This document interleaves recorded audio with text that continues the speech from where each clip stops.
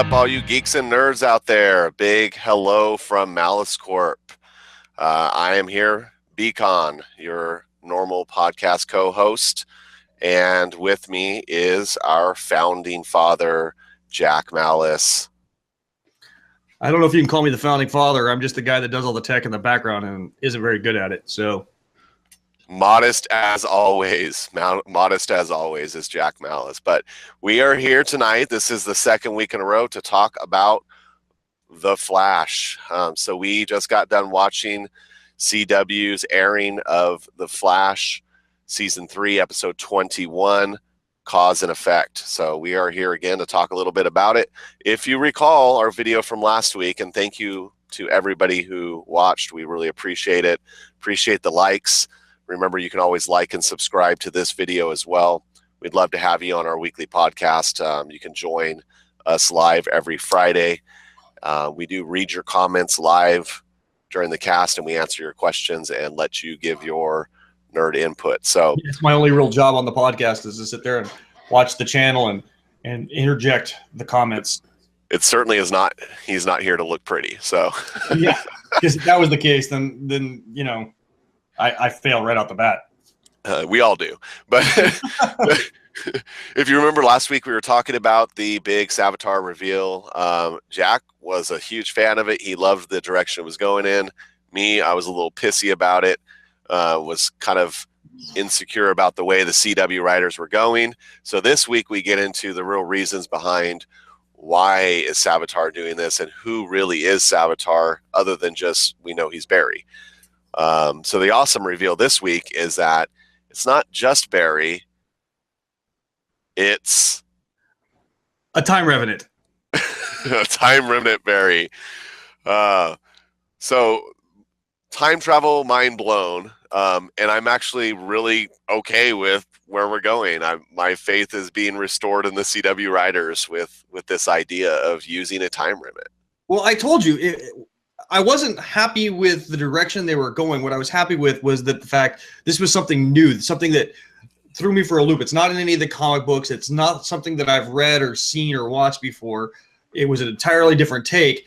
And I told you, you kept going on and on about the fact that there's no universe, no time, no Earth, no nothing that would cause Barry Allen to kill Iris. And I told you, you're right. But it isn't Barry Allen. It's a time remnant of Barry that's broken. Because what did I say before? And this is like the seventh seal on the seventh seal on the seventh seal. I'm never right, and I've been right twice in a row. I'm never right. Hide your women and children. It's the apocalypse. Jack Malice is right. So yes, Barry is a time remnant. Savitar is a time remnant of Barry. So Barry, in the future, he creates multiple time remnants in order to stop Savitar. We know from the past episodes that Savitar killed the time remnants. However, hidden fact in this episode, he didn't kill all of them. He actually saved one of them. That one that is saved ends up it appears like, from what we know from this episode, he's trying to be good and gets completely rejected by the team, gets completely rejected by Barry and everybody else.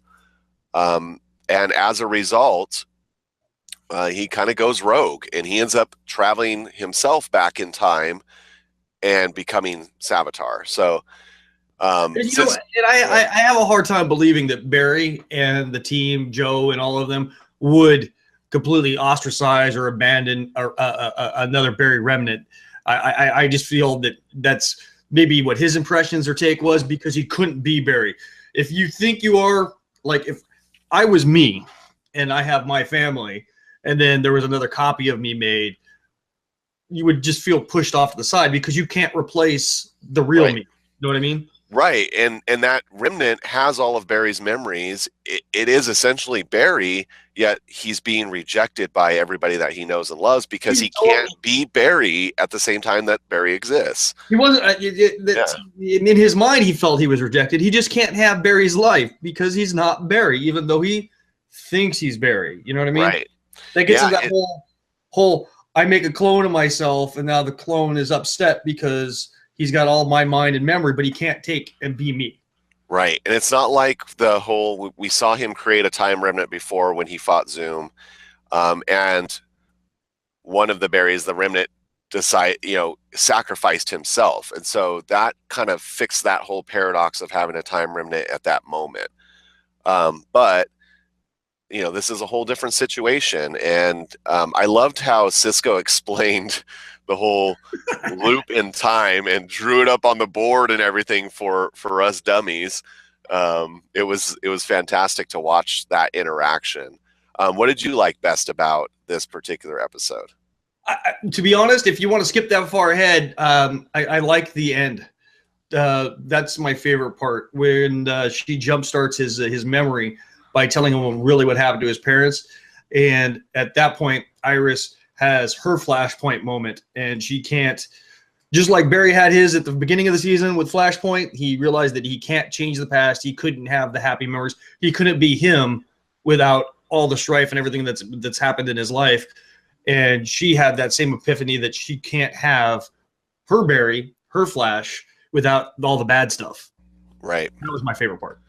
Yeah, I love that part too. I love the rawness of that moment with Candace, and just how her acting came through. And I mean, just a super touching moment when you're having the flashback and it's the two of them as kids, and she's talking about Barry, laying his head in her lap and crying. And she says, that's the moment when we fell in love. And it's such a sweet moment, a sappy moment. You get all goosebumpy and a little teardrop out of the eye.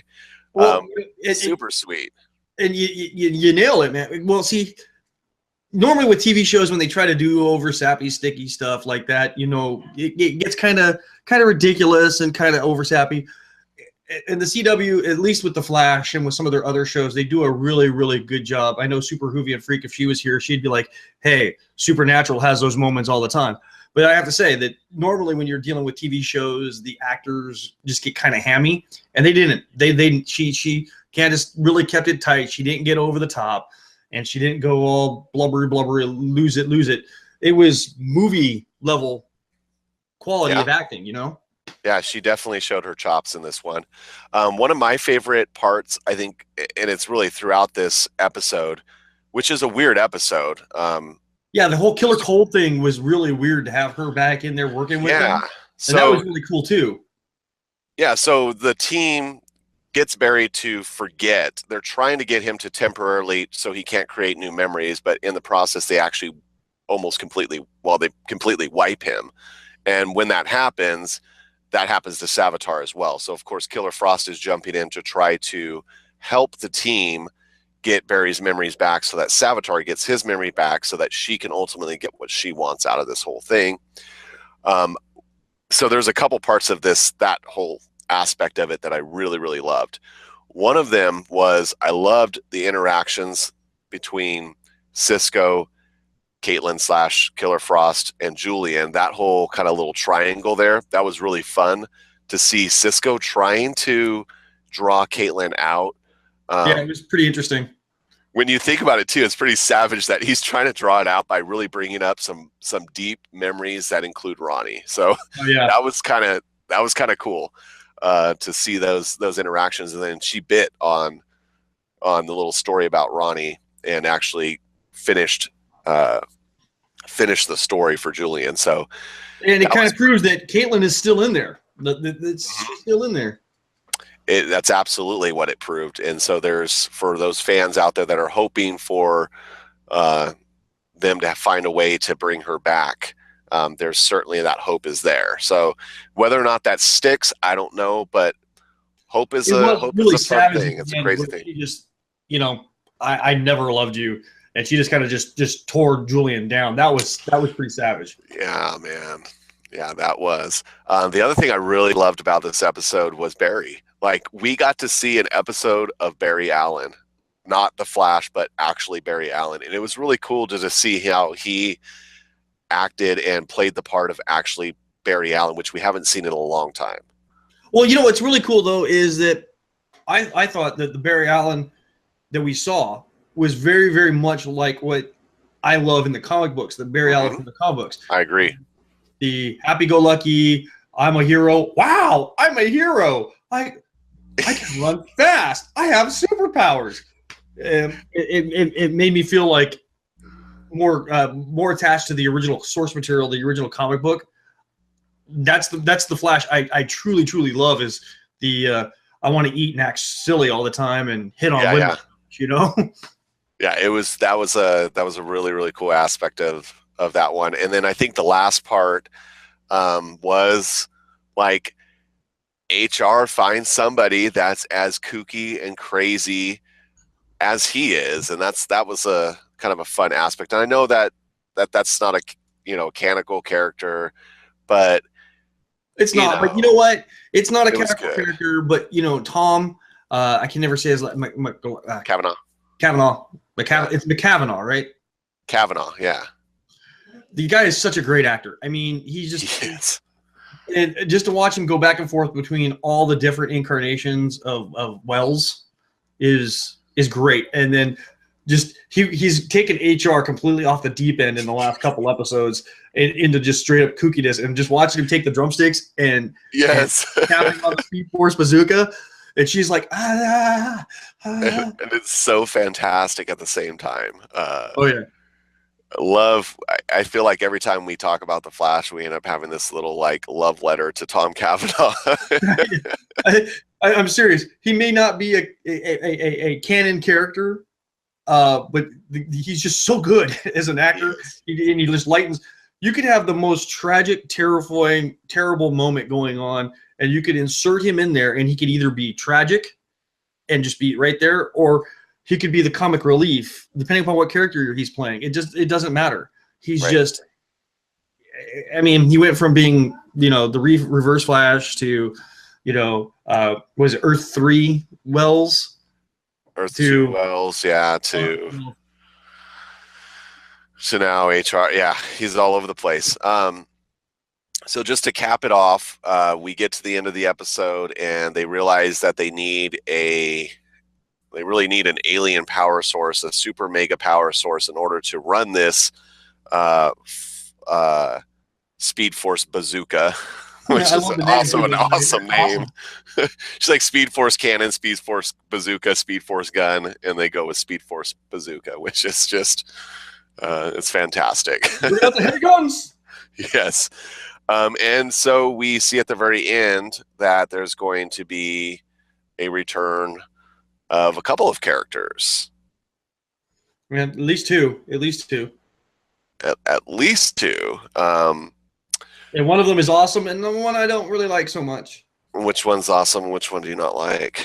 Well, come on. The one I don't like gives me flashbacks of myself as a kid, Saturday morning cartoons. The what is it, Street Sharks? Oh, I hated that show. I hated that show.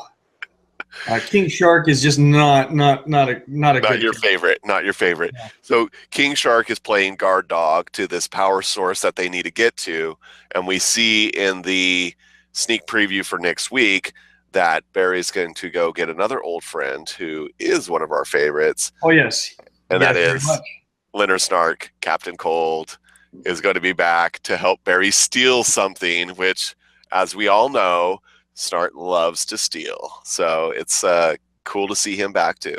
Cool. Yeah, not to get off on a tangent, but when Legends, when they did away with him for that, I had a whole new level of festivity. I'm like, he's the best character on the show. Yeah, and Wentworth Miller is an amazing actor. So he plays the part so well, plays the character so well.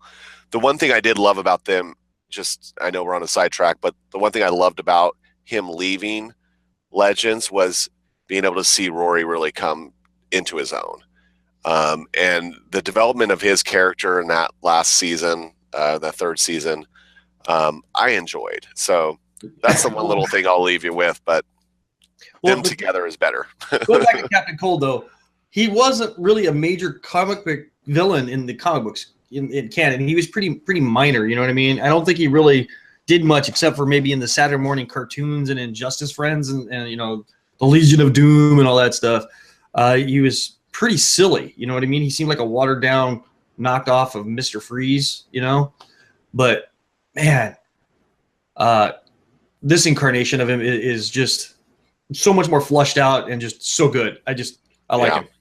Yeah, and I think that's just a tip of the cap to old Wentworth Miller and just how well he plays the part. He just does such a fantastic job. So, so a lot to look forward to as we get closer to the end of the season.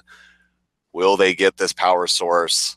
Will they be able to trap Savitar in the future?